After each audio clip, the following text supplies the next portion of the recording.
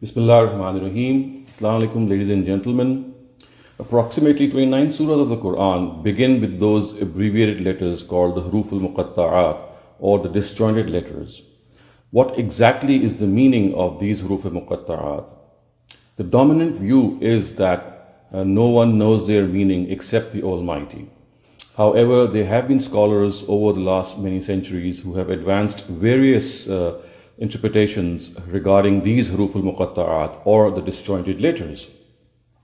We know that earlier on, Zamakhshri, a very famous commentator of the Quran, has said that these letters of the alphabet, which are written at the beginning of a surah, also called the Fawatiha Surah, they are actually meant to direct our attention to the fact that these are ordinary letters, ordinary alphabetic letters, but the same letters have been used by the Almighty to fashion out the Grand Quran, to make the Grand Quran. So these very letters which are placed at the beginning, which of course anyone can use, but the Almighty has used these letters to form or to constitute something miraculous as the Quran.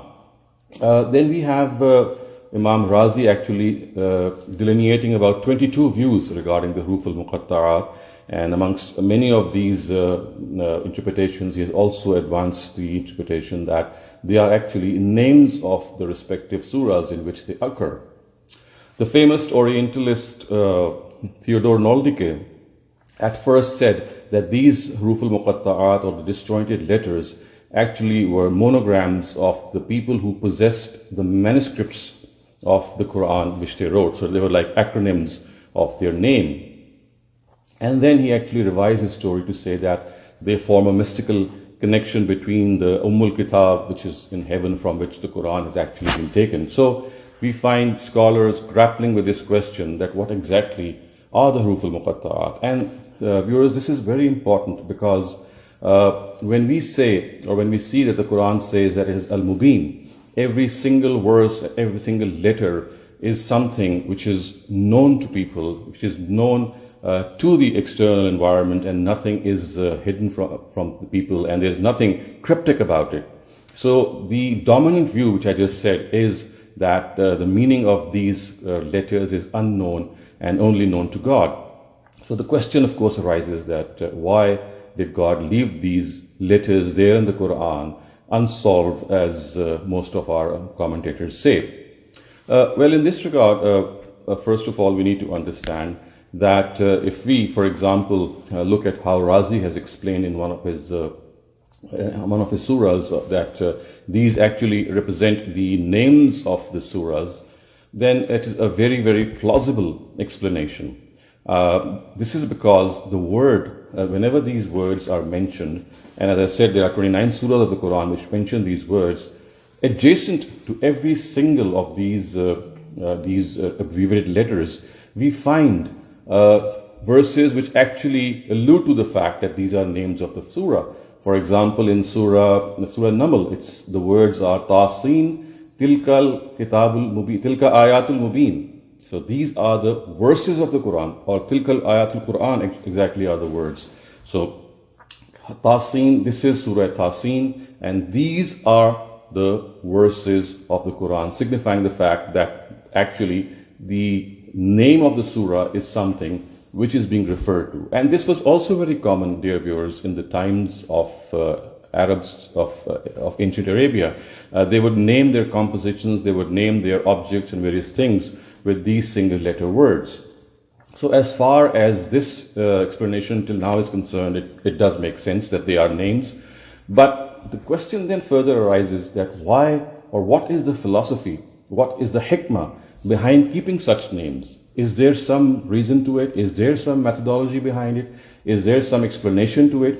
It is here that we see that Imam Hameed uddin Farahi, Ustaaz Hameed uddin Farahi, actually advanced a theory which is very plausible and which I'd like to summarize before you, because it tells us that why these surahs have been named so.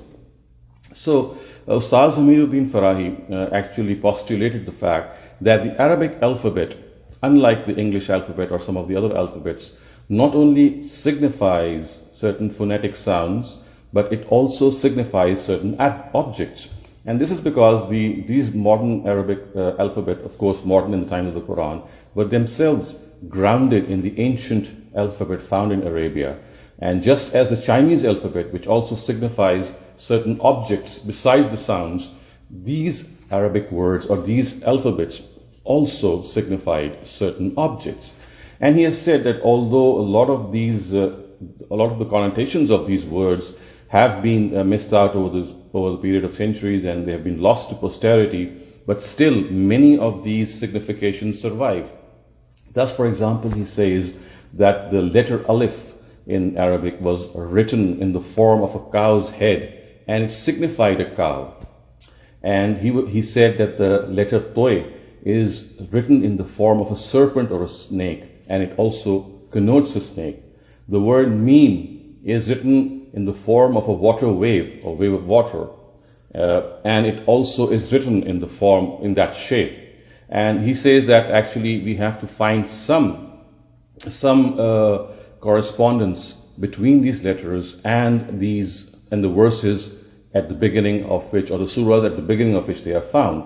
And he came up with this very plausible explanation and said that to begin with, so the letter Noon is still connoted or still meant in the form of a fish. So the letter Noon still signifies the fish.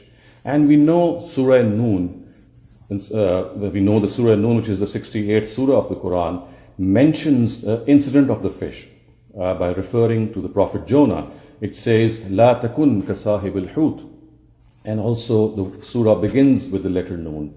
So there is this correspondence between the name of the surah and a part of its content. And we have already seen this, and we already know this, that Arabs would keep the name of a surah as per some peculiar incident mentioned in that particular surah. They never named their surahs so as to actually signify the complete contents of the surah. The general trend among Arabs would be that they would name things regarding certain peculiar happenings in a content, and thereby that name would become popular.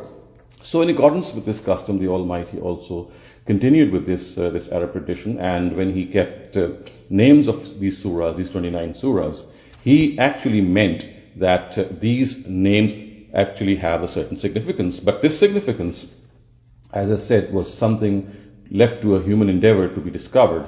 So another thing which actually reinforces Farahi's theory is that the letter Toy in Surah Taha, for example, signifies, as we have already come to know, it signifies the snake or the serpent. And we know the incident of Moses, the staff and the snake, they occur in that particular surah. So this is something which is of very plausible nature. We can perhaps need to delve more into it to find out how some of the other letters, some of the other huruf al-muqatta'at, or the disjointed letters occur in the Quran, and how if they are named so, then that name has some relationship with the contents. It's also very important to see that even if this is not discovered, if the relationship between the name of a surah and its content is not discovered, it does not have any significance vis-a-vis the lack of clarity of the Quran. Because once we know that these huruf al-muqatta'at are actually names of the surah, then that is all that is required, because it's not always necessary to find out what exactly is the meaning of a name, because a nomenclature and terminology regarding names does not make anything unclear if we name a person or a thing after a certain word. So delving after the meaning of the word is not always necessary, as far as we know that the name is something which is a cogent thing, or the name is something which signifies certain objects. So I have presented this theory before you, this interpretation of Ustaaz Hameed uddin Farahi, so that our viewers can contemplate and also come over this age-old concept that we do not know what these huruf al-muqatta'at or these abbreviated letters or these disjointed letters signify.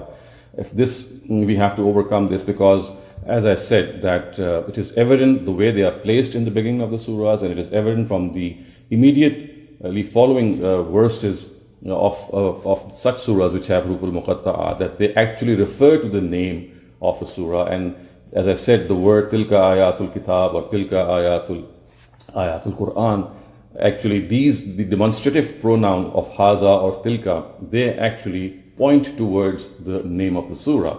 So with these words, I will come to an end to my talk here today with this message that it is essential to reflect on the Quran as far as we can, and this is one of the greatest and one of the most significant contributions made by Ustaaz Hameed uddin Farahi in his exegesis, and hopefully if people are directed towards this research and they try to find out more about these huruf al-muqatta'at, we will find that there would be more revelation regarding the harmony or correspondence between the name and the content of the surah.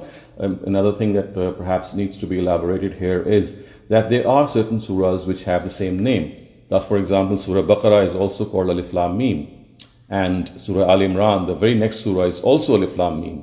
So we do have this similarity of names, not only here, but there are this similarity also occurs, for example, in the Hawamim surahs, which are approximately 6. So we have the Hamim surahs having the same name, and we have the Alif Lam Mim, and some other similarities as well. So one of the postulates here is that this signifies some similarity in theme or some similarity in content as well. And this can actually be viewed in Surah Baqarah and Surah Al Imran, because both surahs are directed at the people of the book, and they try to convey the truth in a conclusive manner to these people of the book. The only difference is that in Surah Baqarah, the stress of direction is towards the Jews, and in Surah Al Imran, it's towards the Christians or the Nasara. So we see that there is this correspondence as well. However, as I said, this theory needs further work and some further research on it, and hopefully students of the Quran, if they find that this is a worthy interpretation, then inshallah they'll come forward and complete this theory. أقول قولي هذا واستغفر الله لي ولكم ولسائر المسلمين والمسلمات.